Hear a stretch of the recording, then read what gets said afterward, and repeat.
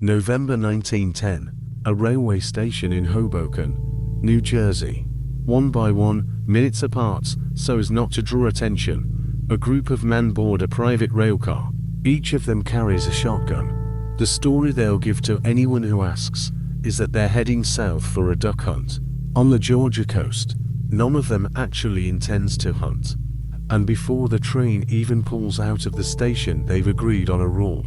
For the next several days, no last names, first names only. Among these hunters are a sitting U.S. senator, a Treasury official, and some of the most powerful bankers on Wall Street. What happens over the following days won't be publicly acknowledged by any of them for the next 2 decades, and the document they write in secret will become the foundation of the Federal Reserve System. To understand why they felt the need to hide, you have to go back 3 years, to October 1907. That month, the collapse of a New York trust company set off a chain reaction. Depositors rushed to pull their savings, banks stopped honoring withdrawals one after another, and the stock market cratered. The United States, by then the largest economy on earth, was also the only major power without a central bank. The Second Bank of the United States had been shut down back in 1836, and ever since, the country had had no institution capable of acting as a lender of last resort in a crisis. The panic was ultimately stopped by a private citizen. J.P. Morgan personally gathered New York's leading bankers in his own library and pressured them into pooling money to prop up the system. It worked, but the fact that the nation's financial stability depended on one elderly banker's goodwill unsettled both Wall Street and Washington. In 1908, Congress passed a stopgap law and created the National Monetary Commission to study the problem properly, chaired by a powerful Rhode Island senator named Nelson Aldrich. 2 years of touring Europe and studying the central banks of England, Germany, and France left Aldrich full of ideas but without an actual plan. And a new session of Congress was only weeks away. There was also a political complication. Aldrich was John D. Rockefeller Jr.'s father-in-law, and anything bearing his name was liable to be read by the public as a product of Wall Street's own interests. Henry Davison, a senior partner at J.P. Morgan & Co., is generally credited with the idea that solved both problems at once. Gather a small group of the right experts and let them write the plans somewhere with no reporters and no chance of being overheard.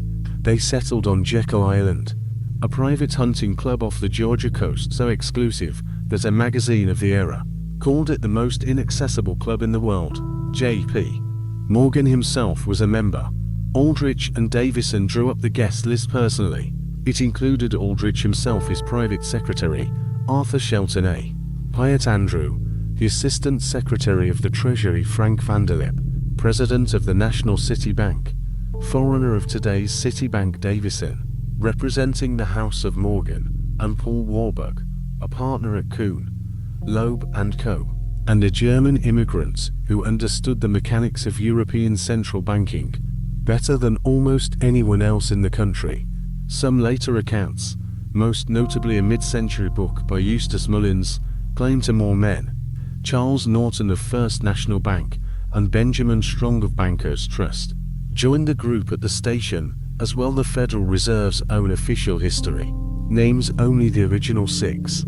It's Warburg, in any case, whom economic historians would later single out as the plan's real intellectual architect. The secrecy wasn't eccentricity, it was strategy. A newspaper headline announcing that Senator Aldrich and a handful of Wall Street bankers were secretly deciding the country's monetary future would have killed the project before it existed. So the men agreed to travel one at a time to an out-of-the-way platform, board the private railcar separately, and for the length of the trip use only first names, so that porters, club staff, and any chance travelers couldn't piece together who they were. They later joked, half affectionately, that they'd formed the First Name Club. Frank Vanderlip wrote about the trip a quarter century later and admitted that during those days, he behaved more secretively than at almost any other point in his career. A man known for arguing publicly in favor of corporate transparency, acting, by his own description, almost like a conspirator. By train to Georgia and then by boat to the island itself. They arrived at a club that was nearly empty in the off-season, with barely any staff and, by the participants' later estimates, no journalist within 50 miles. Once there, nobody pretended to care about ducks. The days were spent working through the core defect in the American banking system as they saw it. The money supply had no way to expand or contract in response to seasonal demand or a sudden panic, and each bank's reserves sat scattered across the country with no institution to coordinate them.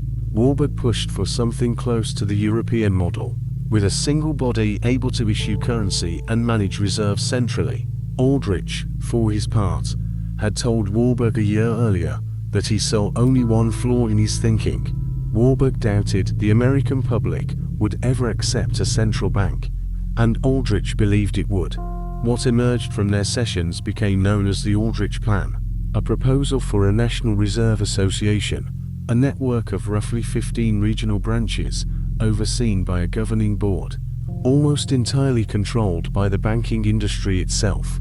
Of the board's 46 seats, only 6 were reserved for government appointees. By the time the group left the island, the plan existed in outline, and its authors kept their agreement to say nothing about it publicly for years afterward. The plan's fatal weakness turned out to be exactly the thing its authors had tried to hide: Aldrich's name on it. To progressives who had spent years warning about a Wall Street money trust, a proposal written by Rockefeller's own father-in-law looked less like reform than surrender. Small-town bankers objected too, convinced the plan would mainly benefit the big banks of the Northeast. Then came the decisive blow. In the 1912 elections, Woodrow Wilson and the Democrats took the presidency and both houses of Congress, and a Republican senator's banking bill had no path forward. The idea of reform survived even though Aldrich's specific plan didn't. Virginia Congressman Carter Glass, working with the economist H. Parker Willis, reworked the architecture from the ground up. Instead of one association run by bankers, a system of 12 regional reserve banks, overseen by a Federal Reserve Board whose members were appointed by the President and confirmed by the Senate rather than chosen by the banking industry. Wilson insisted on that change specifically: public, governmental oversight in place of the private control the Aldrich Plan had proposed. The bill passed the House in September 1913 and the Senate that December, and on December 23, 1913, Wilson signed the Federal Reserve Act into law, creating a hybrid institution the country had never had before: part federal agency, part network of nominally private regional banks. The Aldrich Plan itself had been formally rejected, but much of its underlying machinery, the reserve mechanisms, the idea of an elastic currency, the regional bank structure, carried over into the final law almost intact. Within a year, the economist Edwin Seligman was already crediting Paul Warburg as its true intellectual author. For more than 20 years, the meeting on Jekyll Island stayed the private secret of the men who'd been there. Once Vanderlip and others began writing about it in the 1930s, the story took on a life of its own, and it has existed ever since in two versions that barely overlap. One, held by most economic historians and by the Federal Reserve itself, treats it as a technocratic exercise, a response to a genuine, well-documented financial crisis, handled the way complex technical problems of that era often were, by handing them to a small group of qualified specialists, with the secrecy explained by ordinary political necessity rather than conspiracy. The other, associated above all with Eustace Mullins and later with G. Edward Griffin's book The Creature from Jekyll Island, reads the same meeting as a cartel of the country's most powerful banks quietly designing a system to serve its own interests under the cover of public reform. Both versions agree on the underlying facts. The meeting happened, the men involved were exactly who they said they were, and the secrecy was real. Where they part ways is on the question of motive, and on whose interests the system that resulted actually serves.